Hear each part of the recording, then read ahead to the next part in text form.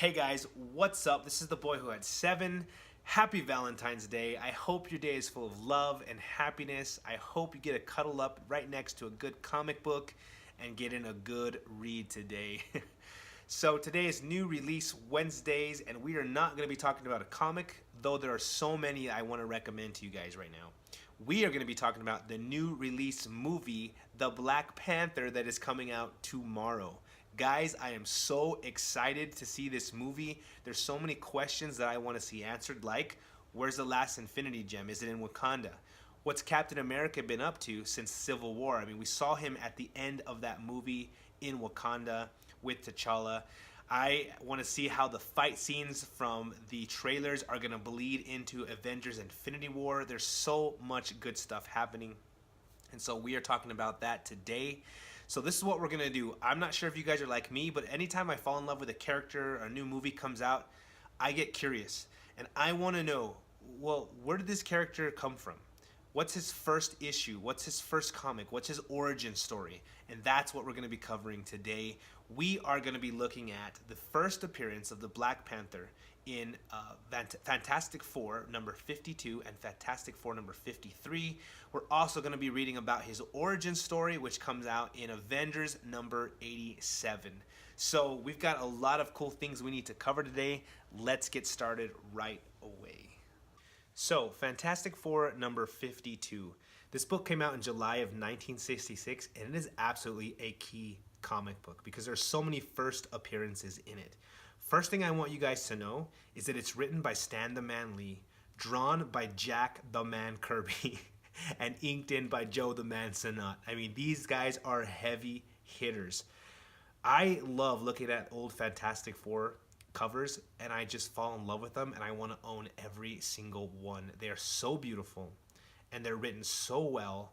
I find myself collecting Fantastic Four more than anything else because there's so many first appearances. The first appearance of Black Panther today. We got the first appearance of the Inhumans. We got the first appearance of Galactus and the Silver Surfer, and on and on and on. The Fantastic Four books are key books. Amazing nostalgia to own. I love them. So back to Fantastic Four number 52. This is the first time we get to see the Black Panther. This is the first time that we get to see Wakanda. This is the first time we get to see Wakandian Vibranium. This is the first time we get to see the bad guy Klaw, and this is the first time we get to see his technology and his powers, which are really, really cool. So let's dive into the book right away. First thing that we get to see is the Fantastic Four flying above New York City in this new flying car spaceship type thing. And the Thing asks Mr. Fantastic, hey, where'd you get this, Stretch? And Mr. Fantastic's like, well, there's this guy who's a chieftain in a country called Wakanda in Africa named the Black Panther who sent it to us as a gift. And we're supposed to meet his emissary right now. And they're going to invite us to Wakanda to come see their country. And we're really excited. Let's go check this thing out. And so the next thing they do is they land on top of one of the skyscrapers, and this emissary's there waiting, and he's like, hey, what's your answer? Do you want to come to Wakanda and visit? And the Fantastic Four are like, yeah, we're going to go. So he gets out this really cool technologically advanced headset. Right? Think about this, 1966, he pulls out this headset, and all of a sudden he places like this cell phone type communicator on the floor of the top of the skyscraper, and then it uses this. It has this instantaneous sound beam that reaches a pre-designated area deep in the heart of the equator of Africa. And so he's able to communicate all the way across the world with the Black Panther and tell him that he's coming. So meanwhile, you see this picture here, and it is of the chieftain, the Black Panther, sitting on his throne in Wakanda. Look at that. It's a beautiful African panel. And he is talking to his people about the hunt. And he says, the hunt is underway now. Our friends, the Fantastic Four, have agreed to come. They're going to participate in our hunt. Let's show them what Wakanda is all about. And then he presses a button, and this humongous panther comes up out of the ground, and it reveals a hidden silo underneath. And he goes down underneath, and in this chamber underneath this panther is the Black Panther outfit. And so he puts it on, and here, take a look at this picture. This is the first time we get to see the Black Panther. He says, now let the Fantastic Four come. The Black Panther shall greet them as they have never been greeted before. This is so cool. Look at that picture of the Black Panther drawn by Jack Kirby. What a cool picture. So the next thing that we see is that Johnny Storm, the Human Torch, is at college. And so they need to go pick him up from college. And when they get there, they're like, hey, we haven't seen you forever. How you doing? Well, we're going to this African nation called Wakanda. Do you want to go with us? He's like, I absolutely want to go with you, but I want my bestie to come with me too. And they're like, oh yeah, sure. Any friend of yours is a friend of ours. And so they all hop in this spaceship, this flying car, whatever you want to call it, and they head over to Wakanda. So when the Fantastic Four get to Wakanda, their expectation of what they're going to find is completely blown up. They're thinking they're going to find African plains, wild animals, huts. They instead find a jungle of technology. They fly underneath these giant trees, and when they get underneath the leafage of those trees, they find this. Look at all this technology. Look at everything that is so unexpected that they find. One thing we know is Wakanda is technologically advanced, and they had no idea. And so when they land, they start getting this really creepy feeling, and what cements it is that the emissary begins to run away. They're looking around, where'd he go? And they see him escaping down this pod with like an evil smirk on his face. The thing runs after him. He's like, hey, where are you going? And this guy tells him, lumbering fool, you'll never reach me in time. And all of a sudden, something is going on, and this is where it gets wild. The next thing that we know is that the thing grabs the platform because he wants to rip it straight out of the ground. And if you guys remember from my video about the power gem, when the thing fought the champion, boy was the thing strong, and boy is he hard-headed. And so he goes straight at it with his muscles, tries to pull this platform out of the ground, but it's been booby-trapped. And he gets electrocuted, and he gets weak. And this is the first of many booby traps. So the next thing we see is this. The Black Panther jumps down, and this is what he says. Read along with me. You waste your time, Johnny Storm. Nothing can help any of you now. Those electric volts have caused a chain reaction in his blood cells, which will weaken him for 5 minutes. And that is all the time the Black Panther shall need. And then he jumps and kicks them both in the face, knocking them down. Guys, the Black Panther is attacking the Fantastic Four. This is so cool. So the Human Torch gets all angry, flame on, as you guys see here, and he starts flying at the Black Panther. Now, throughout this fight sequence and throughout these panels, we get to see a lot of who the Black Panther is and what his powers are like. And the first thing that we get to see is Johnny Storm is flying at him at full speed to knock him out. And the Black Panther just jumps out of the way and reveals how agile he is. And so Johnny Storm, as the Black Panther jumps out of the way, Johnny Storm, as you see here, flies into this trap. The door is shut, the ground opens, and this humongous trap that he's in just goes underneath the ground, and the ground shuts, and he's gone. And so now the thing is weak. The Human Torch is stuck in a trap that it won't allow him to burn through. And so all that's left is his best friend, his brother-in-law, and his sister.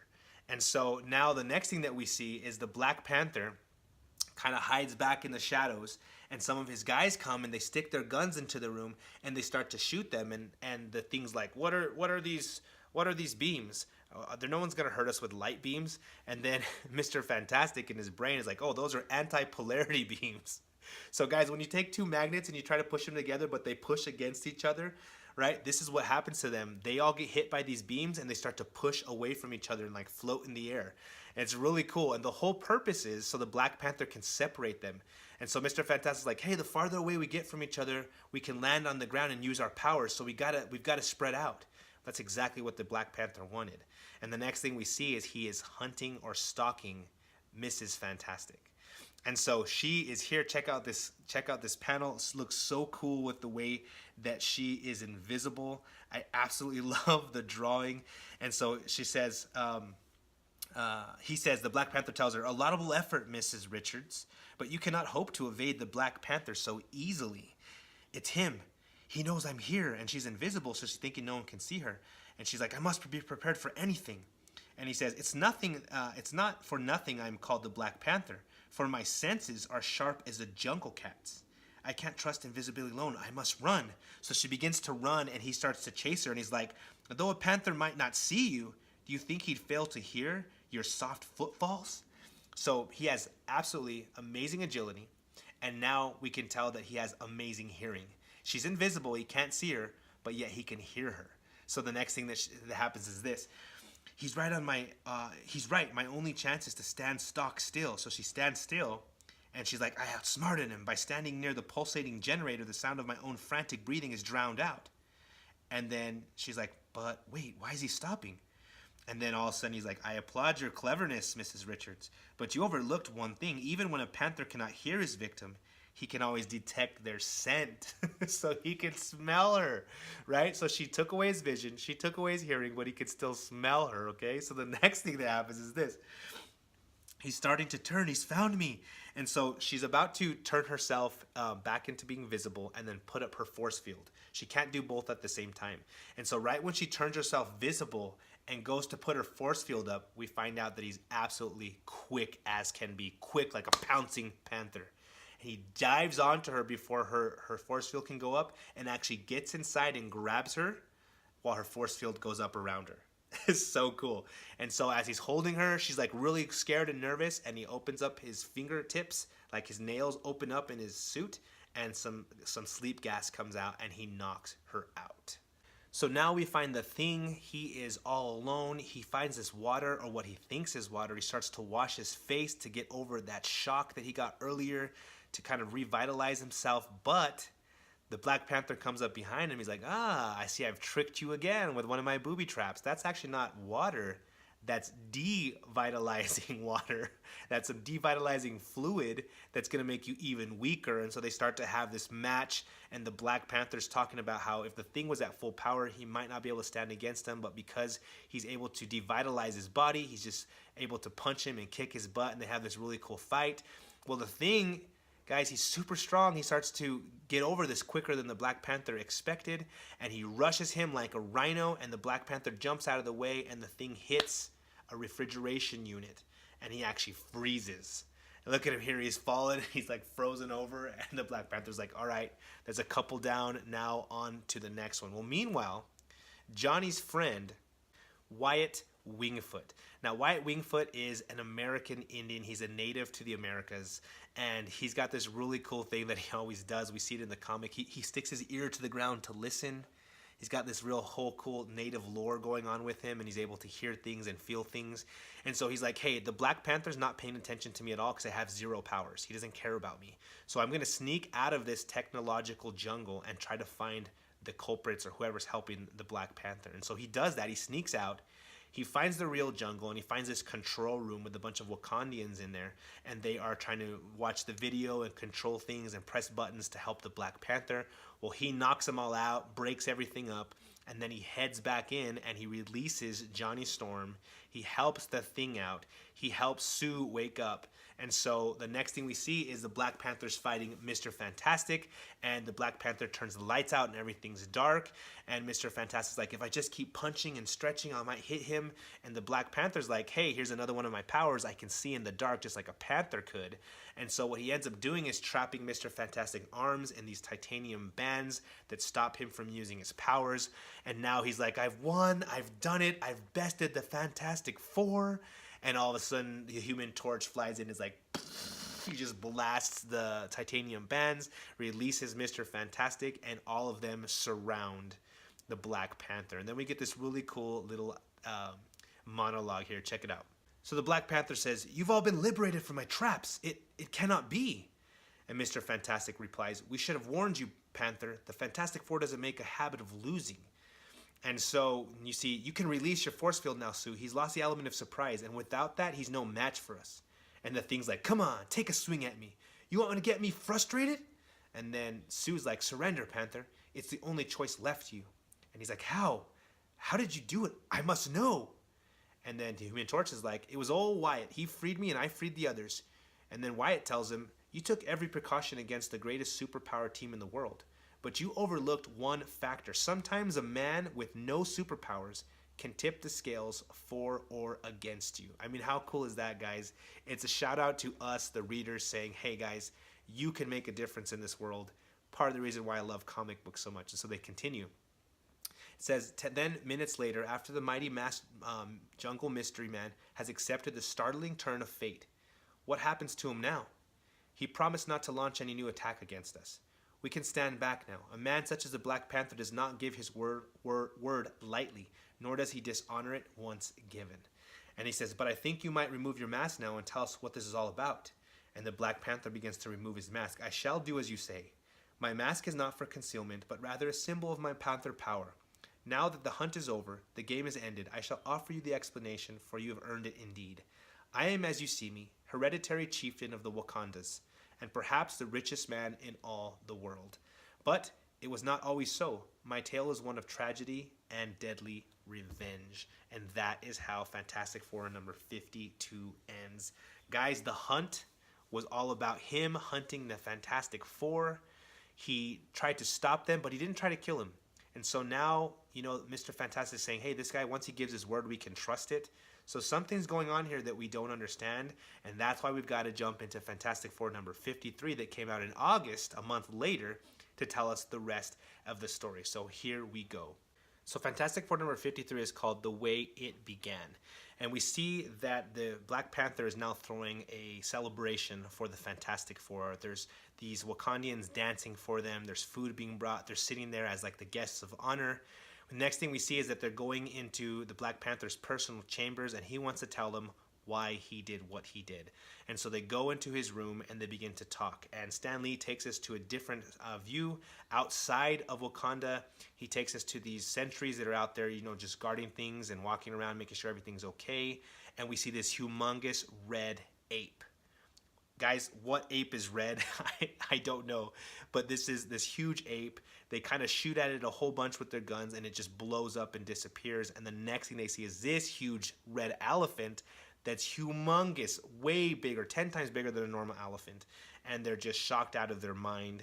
And so now Stan Lee takes us back into the conversation, and this is where things get really cool.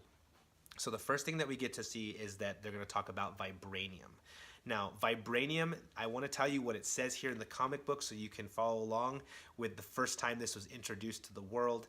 This is what happens. He says, the Black Panther sees them all sitting down on this bench, and he says, okay, suppose I tell you you're sitting on $20 million. And they get up. Do you mean this marble bench beneath us? I didn't even pay attention to it, but marble isn't worth that much money. Look closely, Johnny, that isn't marble.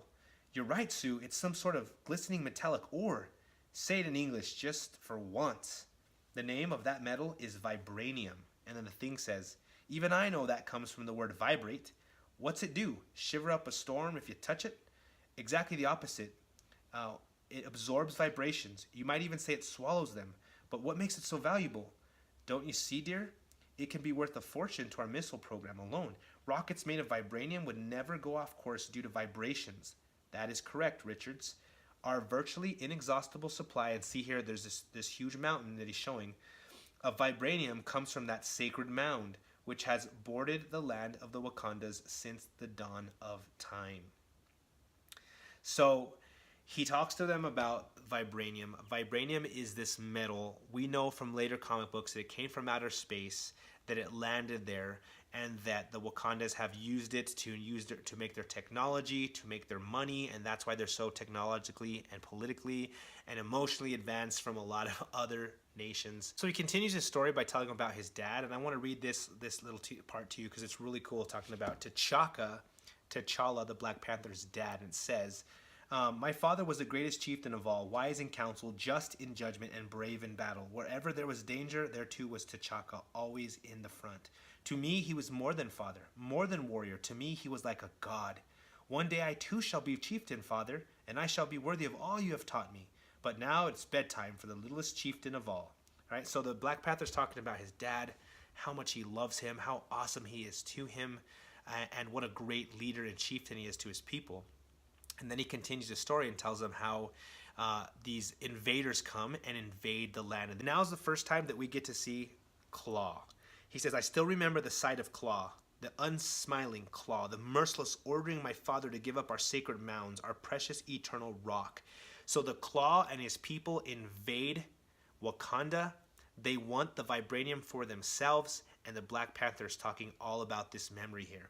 And he says, "You have no choice. Once I gain possession of the world's only supply of vibranium, all the riches of earth shall be mine. Be gone, this land is ours," so speaks T'Chaka the chieftain. Then T'Chaka shall speak no more. "Gun him down, now." It was the first time I had heard the sound of gunfire, a sound I was to remember all the days of my life. "Father, father, they've slain T'Chaka, but his death shall be avenged." And so the story continues. The Black Panther sees his dad mowed down in front of him with a machine gun. He now becomes the new chief of Wakanda.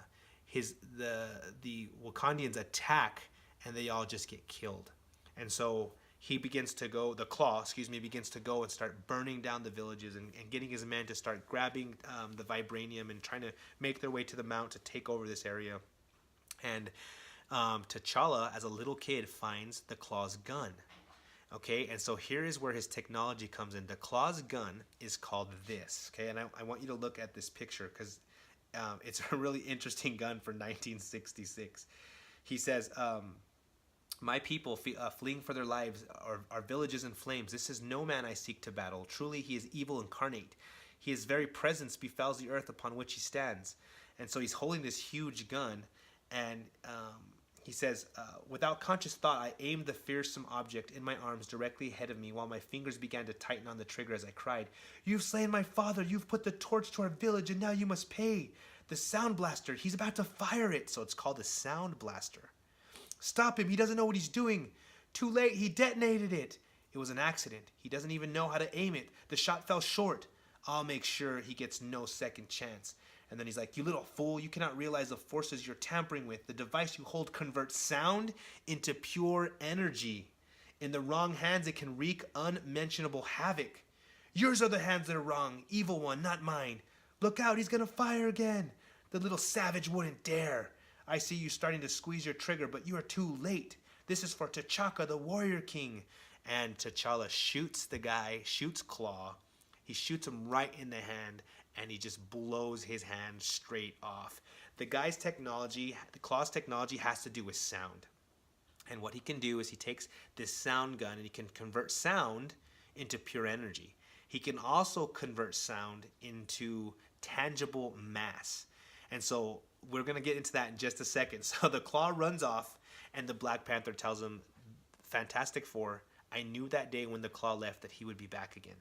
And all these years I have been training so that I could be ready for the time he came back. And I apologize with all my heart, but the reason I had you guys come is because I knew if I could best the Fantastic Four, the greatest warriors in the world, I could best the Klaw when he returns." And so that is the whole reason for Fantastic Four 52 and for the Black Panther attacking the Fantastic Four. He really didn't have evil in his heart. It might have been a dumb plan. You know, to him, as someone that's watched his family die, it might have made sense. But this is why he did it, so he could test his wits, test his strength, test his knowledge up against the Fantastic Four. And he felt like if he beat them, then he could beat the Klaw when he returned. And you know what? Those feelings aren't unfounded because now we see the Klaw coming to Wakanda. So check it out here, guys. Remember that giant gorilla? Well, now that gorilla is attacking the borders of Wakanda. They're using their own technology to try to shoot it, and they hear this commotion, they hear this blast, and this is a really cool panel. We see all of them ready with the Black Panther to fight as a team against the Klaw. And so the Thing goes up and he starts to battle this huge red gorilla, but he can't do anything to hurt it, and the gorilla can actually grab the Human Torch, and they can't stop him. Every time they punch it, whatever power they hit it with, it reverts back to them even more powerful and hurts them. They don't know what's going on, but the Black Panther does. And so you see the Fantastic Four just fighting this huge gorilla, and meanwhile the Black Panther is going to find the Klaw. He walks into a cave and he finds the Klaw in there with this machine. And let's read it here. He says, "I was right, it is him. And that must be his master conversion system for changing basic sound into living matter. So that red gorilla and that red elephant are sound that has been changed into living, tangible matter." And so he's able to, with this machine that you see here, take any type of sound and turn it into whatever he can think up, whatever he wants. And so that's why he has this humongous big elephant attacking and this huge gorilla attacking, but they can't be hurt because every time you hit the sound, it reverberates back at you. What a cool idea. What cool technology. So let's continue. For you, Klaw, there shall be no more attacks. For you, there is only retribution. And so the Black Panther found the Klaw, and the Klaw's like, that voice, I last heard one like it 10 years ago, but I can never forget it. The Black Panther, the one whose name is muttered in whispers throughout Africa. I thought you were just a legend, a myth, but you do exist. I exist, I have existed, waited, planned all this time until the day when my father's death shall be avenged. Never! It is you who shall perish, for I am stronger now than before. And thanks to you, I carry a deadly weapon in place of a right hand. And look at where T'Challa blew off his hand as a child. He replaced it with a sound gun. And so now they're going to have this battle, and they begin to battle here. And you see them fighting back and forth. And the Klaw decides to turn sound into a panther and says, let's see who the better panther is.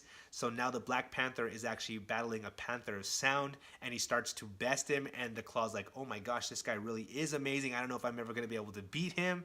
And meanwhile, we see that Thing trying to fight this elephant, and they're all having this epic battle. It's really cool. And this is what we see finally. And now, using my sand-powered force glove, I'll change the basic structure of your body. Then, with the Black Panther gone, I'll seize the treasure of the Wakandas. The sacred mound of Vibranium will be mine at last, never, while a tribesman lives. Then, they must die, starting with you. And now we see this. But before this mad master of sound can activate his strange weapon, the Black Panther, moving as swiftly as his namesake, hurls the fatal power switch which his nimble fingers had been silently groping for. And so he presses like a self-destruct button, and everything blows up, and he outruns the blast. He leaves the mountain where this cave where this guy was in. The whole cave implodes on him, and he comes out. The ape, the gorilla, and the elephant disappear. And the Fantastic Four meet up with the Black Panther, and he tells him, you know what, I found the Klaw in there, I destroyed him, and it's all over. Except they walk off into the sunset, they're happy, the Fantastic Four think everything is good now, the Black Panther's like, I've avenged my father, but in the rubble we see this. But even as the gallant Black Panther dedicates himself to aiding humanity amidst the carnage and rubble of the shattered hillock, another type of dedication is about to be made, and we see the Klaw, guys. He is not dead. And he says, my life's work shattered, ruined, all because of T'Chaka's son again. But by some strange quirk of fate, the Master of Sound still lives, so he calls himself the Master of Sound. And my converter still possesses a glimmer of energy, perhaps enough for one final transformation. There's one experiment I never dared to make, one challenge I never dared accept. I never learned what would happen if a human altered his own basic structure via my sound transformer. If I survive, I'll emerge with power far different than those ever possessed by mortal man. And he gets himself and he crawls in, as you guys see here, into this the sound transformer. And he says, power's enough to enable me to destroy the accursed Black Panther, and after him, anyone else I choose. And then it says, it's not unlikely that we shall meet the Black Panther and his arch foe, Klaw, once again. But till we do, don't miss the start of a brand new storyline in the next ish. I mean, and that is it. That's the end of Black Panther number 53. We find out why he attacked the Fantastic Four. We find out a little bit of his history, and we find out about Vibranium. We find out about his dad, T'Chaka. We find out about the Black Panthers. We find out about Wakanda, and the last thing we see is the Klaw. We see their battle, and we see what he's about to become. And the Klaw does return, guys, and this experiment where he throws himself into does work out, and he becomes living sound. What a cool idea. The comics in the future after this take that idea and run with it. There's some really awesome battles between Black Panther and the Klaw and other superheroes and the Klaw. And so the last thing that we've got to do now is we've got to get a little bit more of his origin story. So the first thing that we see in Avengers 87 is all of the Avengers sitting around in this room talking to each other. They've just finished a battle, and T'Challa starts to talk, and they're like, hey man, we never hear you talk. Tell us some more about yourself. And so he's like, you know what, I need to. I've got these ideas that have been heavy on my heart. I've lived with them for a long time. Let me tell you about my history and my story and my origin, where I come from. And so he begins to tell them about the story of his dad and how much he loved his dad, like we talked about a little bit earlier. He tells them about Klaw attacking and what happened and how Klaw killed his father and how he was supposed to become the king. But then what he tells us is that his dad's most trusted councilman, his name is M'Baza, he decides to send the Black Panther T'Challa away. And he says, look, you're just a little kid. You've got to go out into the world, get education, mature, and learn a lot of things before you can come back and rule Wakanda. Meanwhile, I'll be the regent of Wakanda. I'll take care of Wakanda, and you head out and do that. So right away, I'm thinking, oh, man, an older guy with a younger guy. We've seen this in history. This guy's trying to push the prince out so he can take over the kingdom. That thought's in my mind. And so M'Baza decides, okay, I'm going to send my son with you. And his son's name is Batumba. And I'm going to send Batumba with you. He's going to travel the world with you, go to school with you, and take care of you. And so the Black Panther does. He goes to schools in Europe. He goes to schools in America. He participates in the highest level of sports. And Batumba's with him the whole time. They go out there, and finally he's matured. He's older now. He's in his 20s, and he returns home. And he's like, hey, I am now here to claim my throne.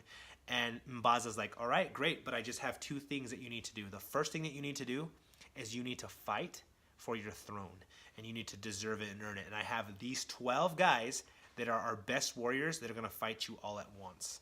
And so they start to attack him, and the Black Panther, because of all of the sports that he's done and he's played, he begins to best them, and he wins. And so he starts to think, I didn't know I had all these different challenges I was going to have to do when I got back. This is interesting. I wonder what M'Baza's doing.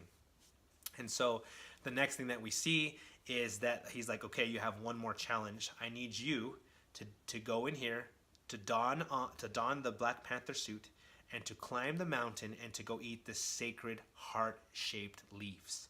So we find out here that all the Black Panthers, when they become Black Panther, they've got to fight for that position. They also have to climb this mountain, and when they eat this plant, this heart-shaped plant, it actually gives them superpowers. It makes them stronger, it makes them faster, it makes them more agile, it makes their brain work better. And so he goes down, and do you guys remember from earlier, they press that button and the statue of the panther rises up. He goes down, and look at here, I mean, he dons the Black Panther suit, and this is the first time that he's done that in his origin. He puts that on, he climbs the mountain, he eats the heart-shaped plant, and he starts to become evermore the Black Panther. But while he's up there, he finds these guys there that look like they're out of some science fiction movie, and he realizes they're stealing Vibranium. And he comes up with this idea thinking, you know what, it must have been M'Baza that's doing this. He thought I'd come up here and that I wouldn't make it, or that they'd find me, capture me, and kill me. But I'm not going to let that happen. And all of a sudden, this explosion happens, and he almost blows up, but he's able to agilely get out of the way. And these guys that were there stealing the Vibranium start to attack him and fire on him, and he's fighting them as best as he can, but they finally best him. And when he is on the ground all week, he turns around, he finds out that it wasn't M'Baza the whole time. It's Batumba, his best friend. And Batumba's like, I hated being your second in everything. I hated following you around the world and having to watch you get all this fame. And no, you were going to go back and you were going to be in charge of Wakanda, and I had to always be your second.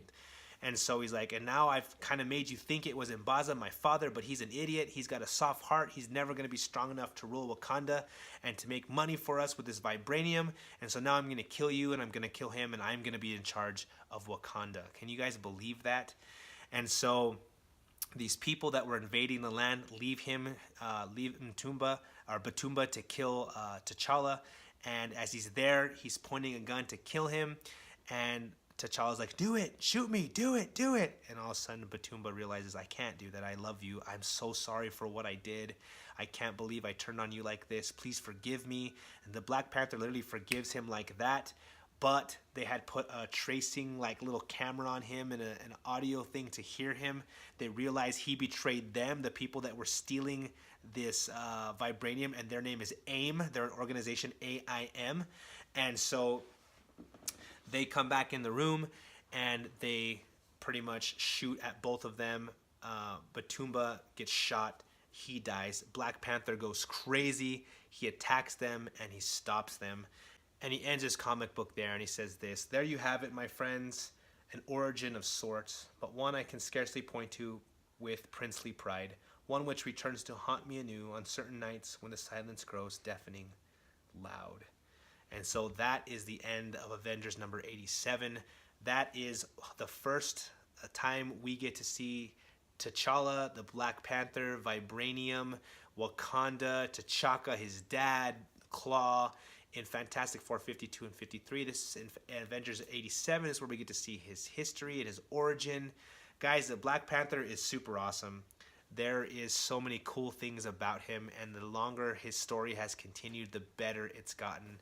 I love it. I'm excited to see the movie tomorrow. I hope you are. I hope this gets you excited about the movie even more. I hope this gets you excited about the character.